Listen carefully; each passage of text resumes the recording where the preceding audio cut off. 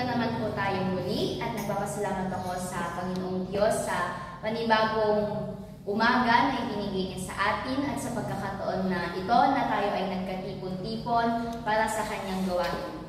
Para po sa ating pagsisimula, inaanyayahan ko dito si Brother Ryan para pamunahan tayo sa opening prayer na susundan naman ni Sister Marifel at ni Brother Marvin ng isang awit. Ay tumayaw mga kapatid, malaan. Amang banal na sa langit, kami po ay lumalapit sa iyong ngayong oras na ito na may pusong puno ng pasasalamat. Salamat po sa buhay, sa kalakasan, at sa pagkakataong muli kaming nagkasama-sama upang magpuri at manalangin. Pagpalain niyo po ang aming pagtitipon ng araw, mga awit, panalangin at pagbabahagi ng salita niyo ay magsilbing kalakasan at inspirasyon para sa aming lahat. Ito lang po ang aming dalangin sa pangalan ni Jesus. Amen. Amen. Isang malakas na hallelujah para sa Panginoon. Hallelujah! Handa na ba kayo magpuri sa Panginoon? Yes! Kantahin natin ang kay puni ng Diyos dahil ang Panginoon ay mapuri at tapat sa atin. Hallelujah!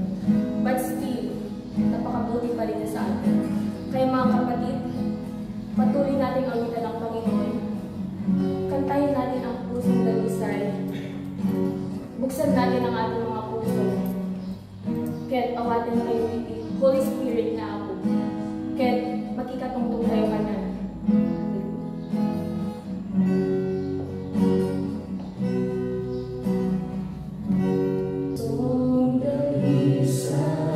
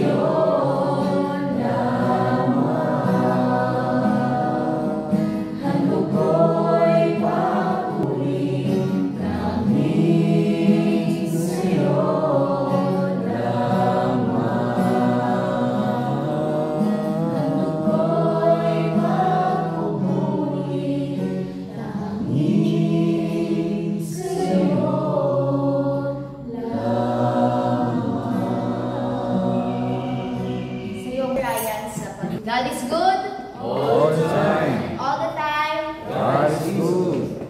Handa na po ba tayo na makinig ng salita ng ating Panginoong Diyos sa umagang ito? Amen. Ayan. Kung handa na po ang bawat isa, hindi ko na po matatagalin pa. Inaanyayahan ko na po dito sa harapan ang magbabahagi ng salita ng ating Panginoong Diyos na walang iba kundi si Sister Eloisa.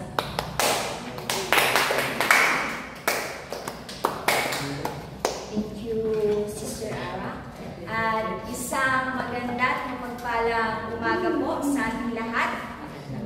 Ikinagagalak ko po na makita at makasama kayong muli sa umaga ito.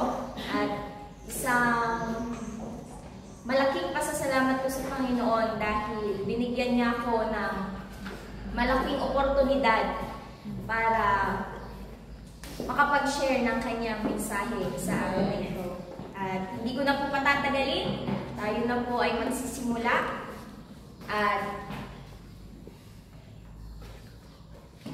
ang ating pamagat sa umagang ito ay living faithfully as citizens of heaven. Matatagpuan po ito sa Philippians 3 verse 17 to 21.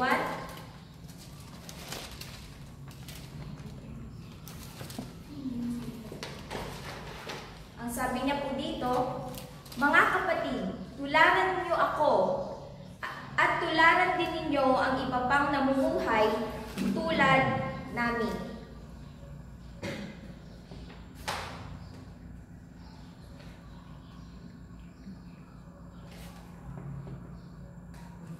Verse 18, sapagkat maraming namumuhay na salungat sa aral tungkol sa kamatayan ni Kristo sa krus. Ilang ulit ko nang sinabi sa inyo na ang tungkol sa kanila at naluluha akong ipauulit sa inyo ito ngayon. Kapahamakan ang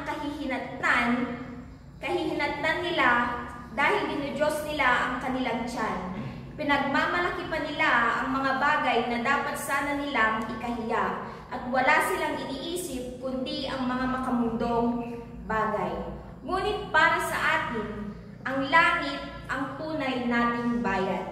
At mula roon, hinihintay natin ng may pananabik ang pagbabalik ng tagapagligtas, ang Panginoong Hesukristo.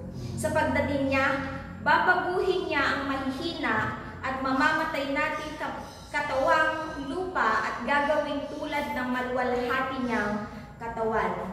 Gagawin niya ito sa pamamagitan ng kapangyarihan niyang sumasakop sa lahat ng bagay.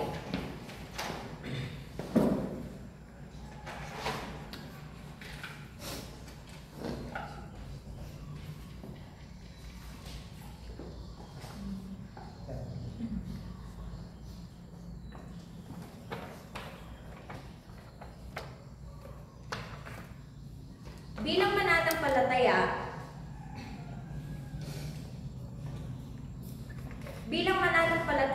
tayo ay tinawag upang mamuhay hindi para sa mundong ito, kundi bilang mga mamamayan ng langit na sumusunod sa halimbawa ni Kristo at sabik na naghihintay sa kanyang pagbabalik. Bilang mananampalataya, we are called to live as true citizens of heaven. At may isa tayong katanungan dito, how can we live faithfully as citizens of heaven? Ngayong araw, matutunghayan natin kung paano mamuhay ng tapat bilang mga mamamayan ng langit habang tayo ay narito sa mundong ito. Today, I will share with you three ways of how can we live faithfully as citizens of heaven. Unang puntos, follow godly examples. Babasahin ko ulit sa verse 17 na sabi niya dito, mga kapatid, tularan niyo ako at tularan din ninyo ang iba pang namumuhay ng tulad namin. Magiging example dito si Paul dahil si Paul, ang kanyang buhay ay nakatuon lamang sa ating Panginoon. Magmula sa kanyang kaisipan, pananalita, attitude o behavior, at lalong-lalo na sa kanyang action. Sa kanyang isipan, sa isipan ni Paul, sabi nga sa Philippians 2 verse 5, sabi niya dito, "Let this mind be in you, which was also in Christ Jesus." Si Pablo ay may pag-iisip na hindi nakatuon sa mga bagay na narito sa mundo, kundi sa mga bagay na kalugod-lugod sa Diyos.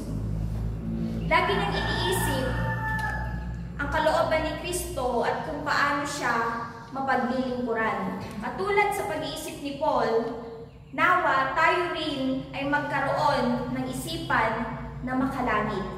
Sa halip na puro problema o makamundong bagay ang ating isipin, ituon natin ang ating pag-iisip sa kung ano ang makapagbibigay luwalhati sa ating Panginoon. At hindi lang sa kanyang isipan, maging sa kanyang pananalita. Naging example si Paul kung paano niya ituon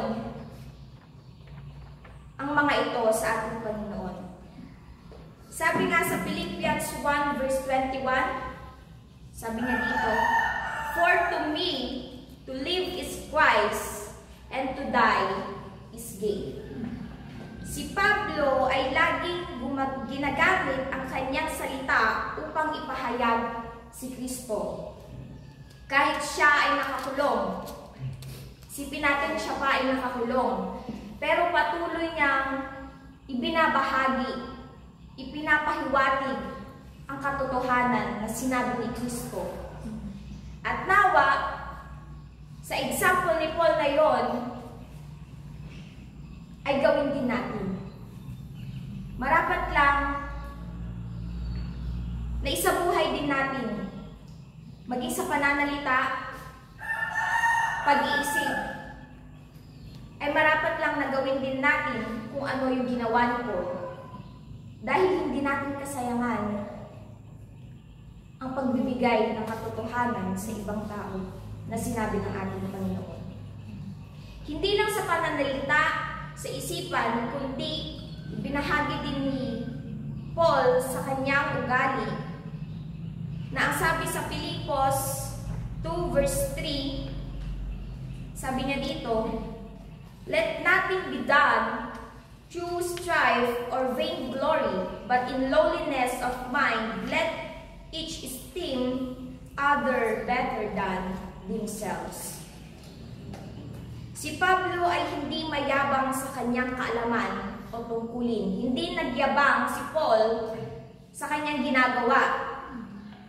Sa halip, siya ay nagpakumbaba, nagtiis, at siya ay mapagpatawad.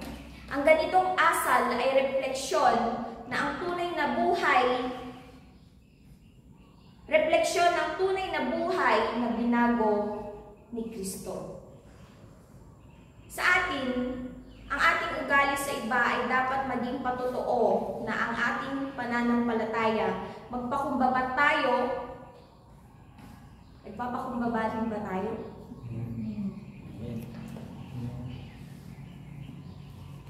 Sana matutunan natin magpakumbaba.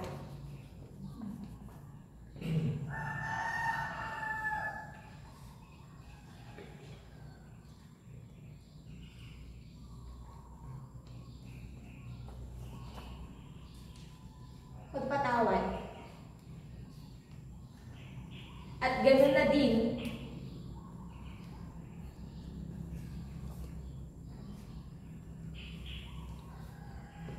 matutunan natin magmahal.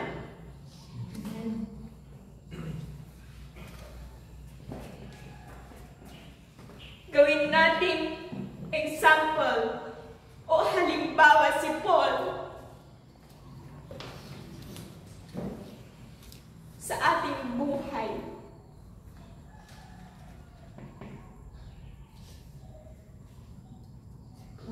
hindi natin ikabababa kung tayo ay magpapakumbaba.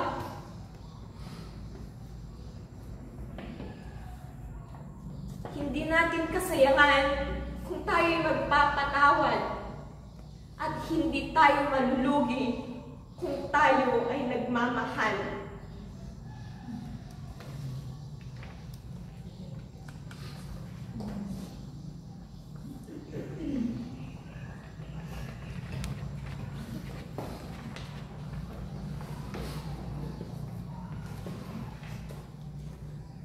At panghuli, hindi lamang sa kanyang isipan, pananalita, at sa kanyang attitude, maging sa kanyang gawa. Sabi sa Philippians 3 verse 14, I press toward the mark of the prize of the high calling of God in Christ Jesus. Lahat ng ginawa ni Pablo ay para sa kaluwalhatian ng ating Diyos. Siya ay naglingkod, nagsakripisyo, at nagbigay ng buong buhay upang ipalagana ang Ebanghelyo. Maging sa atin, ang ating mga gawa sana ay dapat ding magpakita ng ating pagmamahal kay Kristo. Huwag tayong mapagod sa paggawa ng mabuti at sa paglilingkod sa Kanya. Sa apat na ito, thoughts, word, behavior, at attitude, maging sa ating action, lahat sana ng ito ay nakasentro sa ating Panginoon. Ang ating pangalawang puntos ay avoid earthly distraction. Avoid earthly distraction. Sabi nga sa 18 to 19, ang sabi niya dito, sapagkat maraming namumuhay ng salungat sa aral tungkol sa kamatayan ni Kristo sa krus. Ilang ulit ko nang sinabi sa inyo ang tungkol sa kanila, at naluluha akong ipaalala ulit ito sa inyo ngayon.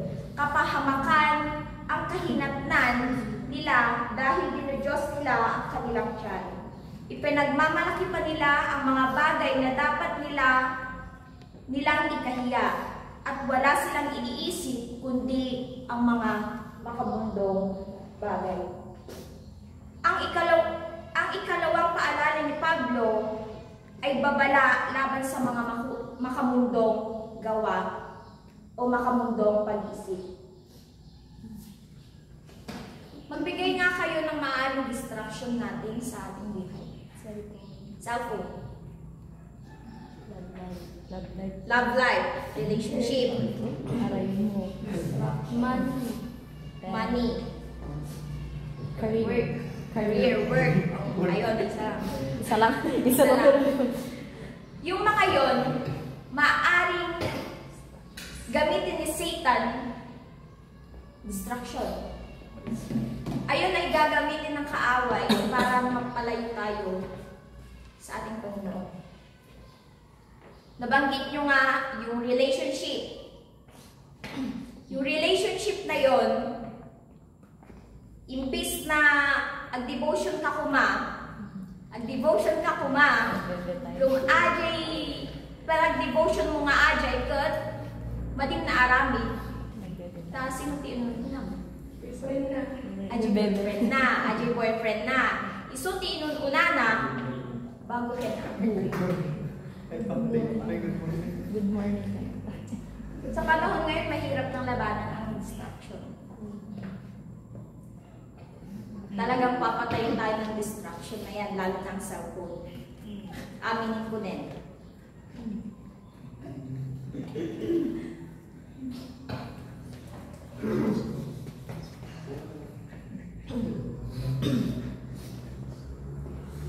Sabi ni Pablo, ang kanilang Diyos ay ang kanilang tiyan. Ibig sabihin, inuuna nila ang pansariling kagustuhan kaysa sa kalooban ng Diyos. Ang ganitong pamumuhay ay hindi karapat-dapat sa isang mamamayan ng langit. Marami ngayon ang abala sa mga material na bagay. Katulad nga ng sinabi nyo kanina, sa relationship, trabaho, gadget, kasikatan. Ngunit nakakalimutang magbigay ng oras sa ating Diyos. Hindi masamang magtaglay ng mga bagay sa mundo. Hindi masama. Hindi masamang magtaglay. Pero ang masama ay kung yan na yung pinamumuhayan natin. Katulad ng pera, ulitin ko. Hindi masamang magkaroon ng pera, pero ang masama kung minamahal mo na ang pera.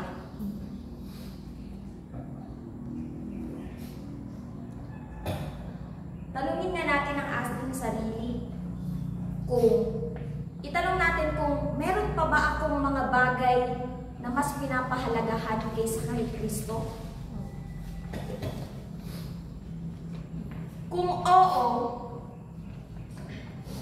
panahon na upang ikaton tayo.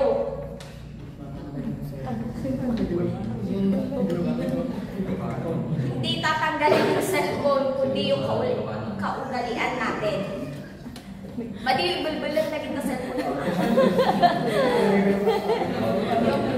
Alisin ang mga makabundong bagay o gawa at ituon muli sa ating puso't isipan. Puso't isipan, hindi na lang sinabi ng puso lang doon, kundi pati ang ating isipan. Ang mga bagay na makalangit sapagkat hindi tayo taga dito sa lupa. Taga saan tayo? Taga Tarlac? Taga Tarlac. Hindi. Hindi tayo taga dito sa lupa, kundi tayo ay taga langit. Taga langit tayo. Amen. Taga langit po ba kayo? Amen. Amen. At ang ating pangatlong puntos ay live with a heavenly expectation. Ulitin kong basahin ang verse 20 to 21. Ngunit para sa atin, ang langit ang tunay nating bayan. At mula roon, hinihintay natin ng may pananabik ang pagbabalik ng tagapagligtas, ang Panginoong Jesucristo. Sa pagdating niya, babaguhin niya ang mahina at namamatay nating katawang lupa at gagawin tulad ng maluwalhati niyang katawan. Gagawin niya ito sa pamamagitan ng kanyang kapangyarihan. Kapangyarihan niyang sumasakop sa lahat ng bagay. Ang huling punto ay paalala ng ating tunay na pagkakakilanlan. Tayo ay hindi taga rito. Tayo ay mamamayan ng langit. Ang ating pag-asa ay hindi sa mga bagay na lumilipas. Hindi sa mga bagay na lumilipas, kundi sa pagbabalik ng ating Panginoong Jesucristo. Kapag siya ay dumating, babaguhin niya ang ating katawang marupok at gagawin niyang maluwalhati tulad ng kanya. Ada kaliti marupok din ah. Uy, amin tayo. Ay, ang amin tayo guys. Ang Ang pag-asa nito ay nagbibigay sa atin ng lakas upang magpatuloy kahit na tayo ay dumadanas ng pagsubok. Mamuhay sana tayo ng may pananampalataya, kabanalan, at pag-asa. Huwag tayong mabuhay na kung parang dito lang sa lupa, kundi bilang mga taong alam kung saan ang kanilang tunay na tahanan. Amo yung kaditi tunay nga tahanan nyo. Saan ang tahanan nyo? Ang tahanan natin ay sa langit. Hindi tayo taga dito sa lupa. Kakabsat, I encourage you na agbyag tayo kuma nga nakasentro, tibiyag tayo kini ako. Katulad ng mga examples ni Paul, matuto tayo, uulitin ko ulit dahil hindi ako mapapagod na magpaulit. Paulit-ulitin natin to dahil kahit ako, kailangan ko ang mga ito. Magpakumbaba, magpatawad, at tayo ay matuto magmahal. Dahil kung matututunan natin magpatawad, hindi tayo magpapatawad kung hindi natin mahal ang isang tao. Kung hindi ka marunong magpatawad, hindi mo mahal ang isang tao. Kaya maaaring magpatawad ka muna para mahalin mo yung tao na yun. Amen? Kaya tayo, no adalkrik na inyo agitabay yo, no madikab-abay yo kakabsat yo, masapul na dumawat kayo, sorry. Sorry lang kakabsat.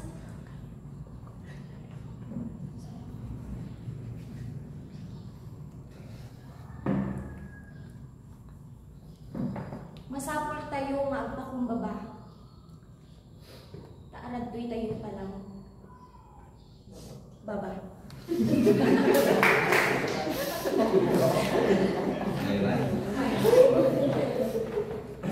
Tayo ay mga mamamayan ng langit.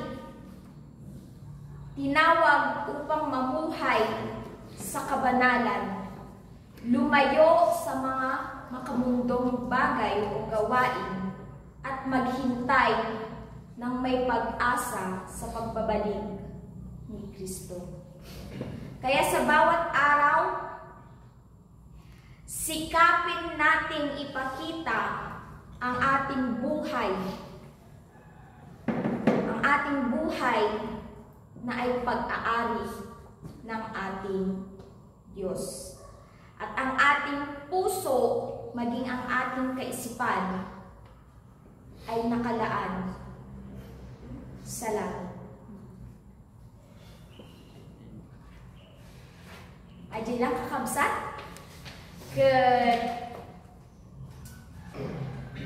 paulit ko manin nga, no, adabason yu, wano nakabason kayo, ag-sorry kayo.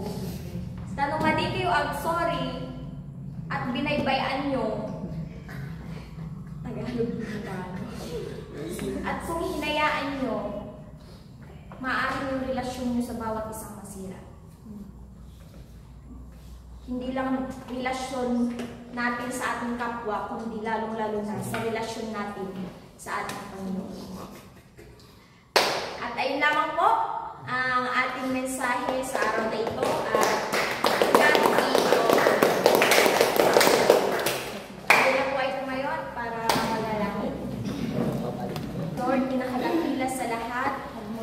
Nagpapasalamat sa araw na ito na ipinagkaloob po sa bawat isa sa atin.